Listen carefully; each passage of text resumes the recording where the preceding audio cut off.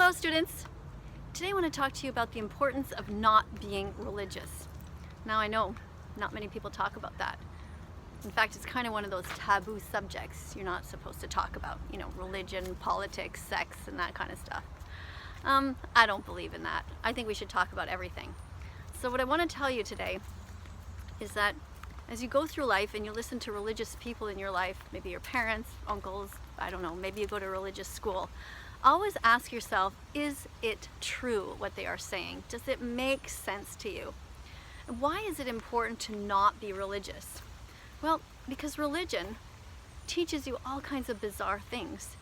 I mean, unless your religion is actually teaching you to be vegan and to everyday care about the environment, and they're constantly teaching you things like you need to recycle and you need to get onto committees that are helping the environment and that you need to make sure that your dog is vegan, all of these kinds of wonderful things, then maybe your religion is not really actually making your life better. The whole point of religion, in my view, is that it should make you a better person.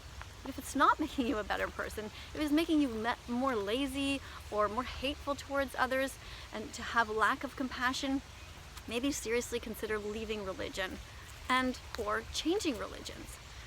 I've studied a bunch of religions and I've been to all kinds of churches and mosques and synagogues, and every time I go to these places, I always leave feeling a little bit icky. Like, no matter which religion I've gone to check out, I've always felt like something's not right here. Like, where's the soy milk at coffee hour, for example? If they literally have cow's milk there, then what does that tell you about the people there? It tells you that they're uneducated. Either they don't understand what happens in the animal agriculture businesses, or they just don't give a shit. But either way, these are not really people that you necessarily want to hang out with. Have a look at my shirt here. It says vegan because paying for the rape, kidnapping, sadness, and murder no longer tasted good. What does that mean? Well, it means that I just realized one day after studying for a long time about different religions and what their beliefs are and different science articles, and I studied about the animals, that I really just didn't want to be associated with anybody who is harmful. It's just wrong to hurt animals for no reason. It's wrong to not give a shit about the environment. This is my vegan dog, Bella, by the way, if you haven't met her yet. She's been vegan since August 2017, and I've been vegan since June 27th, 2016. And I think today is the 17th or something like that. So in about a week, it'll be my vegan declaration day. It will be 5 years that I've been vegan pretty soon. If I live that long, you never know what could happen, right? I could get hit by a bus right now. You should never assume anything. Anyway, I urge you to, as you go through your day, think about all the different things that are on your plate. What do you have on your plate right now? Do you have any dead animals? If you have dead animals on your plate, why is that? And what kind of religion are you part of that encourages this? Every church should be vegan. Every synagogue should be vegan. Every mosque should be vegan. Any place of worship should not have dead animals behind the doors. There should be a policy that behind these doors, as you go into these places of worship, that there should only be items that come in there from love and from considering the environment and considering the animals. If you're about to buy a couch and you're in a religious building, make sure you say to the people there, hey, let's not get a leather couch. Let's get something that's used. Let's get a second-hand couch. Let's go and check out. Sometimes they even have free couches that you can get, or you pay, a modest amount and you get nothing fancy. Get something that you can help to stop going into a landfill.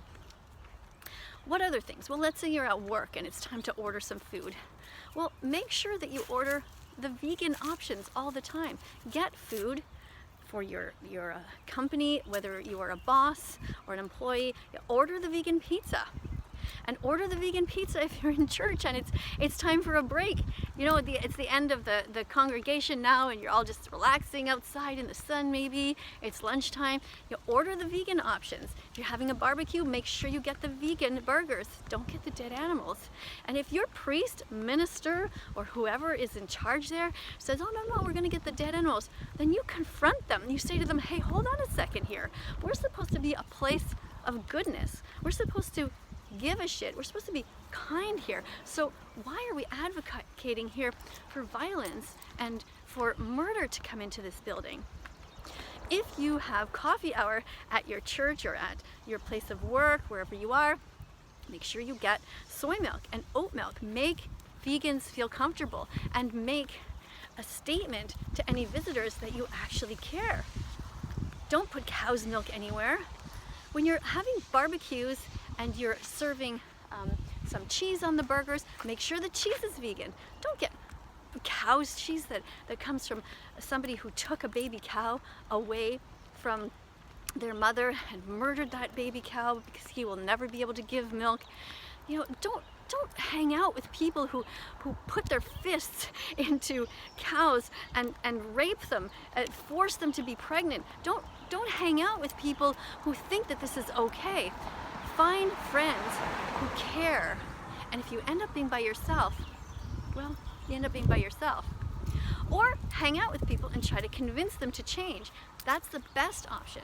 You'll go and find people who are a little bit open to the message. There's no point in arguing with people who are so close-minded and just naturally psychopaths. Now, 1% of the population, that's 1 in 100 people, are really people that are just fundamentally evil at their core. They actually like seeing suffering. Don't go near those people at all. And a vast majority of the rest of the population are narcissists who really just focus on themselves. But if you find somebody who seems to have a kind heart, who seems to care about children, to care about animals, dogs and cats, you know, that's what we call the low-hanging fruit. Those are people who you might be able to sway to stop their hypocrisy, because those people are sort of open. Yesterday, I was at the water with Bella. There was a woman there, and she had an elderly dog, and we sort of got into talking a bit, and I didn't tell her who I was, so she doesn't know me, although many times when I'm out, people do recognize me, but she didn't know me. But I started talking about animals, how we love animals, and I got into a conversation with her, and then she started saying, well, I asked her, I said, so you really love animals? I said, oh, so you must be vegan and that sort of thing. She's like, no, but I should be, I know. And she says, I feel guilty. She said, I saw Seaspiracy, and I just let her talk, and she, that was great, because she'd already been open to it, and she already knew about what happened to the cows, and she had already stopped drinking milk, but she was not fully vegan yet. So these are people who have potential. But let me warn you, be careful, because some people who have already some knowledge about these things for years and who haven't changed, those people can be sometimes the worst. For example, you might meet actual vegetarians who know that killing animals is wrong and they don't want to kill animals or hurt animals. They say that, but at the same time, they continue to abuse the other animals by eating cheese and by eating eggs. So you always have a choice. You can walk away from people and just say, you know what, I just don't want to get into it. I can't be bothered to try to teach anybody today. I'm too tired, whatever it is. Or you can just try to gently sway people. Now, I urge you in your regular everyday life to think cautiously and carefully about how you're going to tell people about veganism. Because the reality is, when you talk to people individually, they often have their backs up. I mean, this shirt is like a giant trigger to people. They just see it and they're just going to be like, you could see them turn their eyes away, like they don't want anything to do with me. I'm a little bit different because I'm an outspoken animal rights activist. I'm here on social media. But you know, you always have a choice. You can either talk to people, or you can just wear a shirt like this, which pretty much says exactly what you stand for, and you don't have to say too much.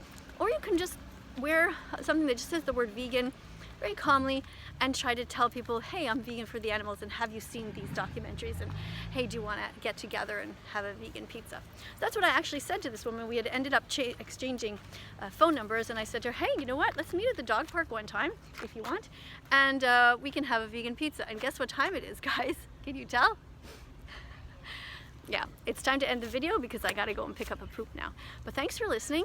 Thanks to everybody who's here considering being vegan and looking at my message on my shirt and realizing that you too, you don't want to be part of this cycle of violence. Coming up on the screen are going to be a bunch of other videos. Hold on, Bella, we're still going to go. I'm just finishing the video. Click on them and click on the subscribe button and also the notification button. Do you see it down there, a notification button? Because when you click on that, you can hang out with me during the premieres and we can talk and you can give your input and you will never miss a video. We are going to be on this channel reviewing all kinds of things. We're going to be talking about vegan dogs. Oh, Bella wants to go and see because there's a dog up ahead there. And we're going to be talking about non-vegan dogs. We're going to be talking about vegans and non-vegans. We're going to be talking about politics, all kinds of things. Thanks for joining me. I'll see you in the next video. Bye for now.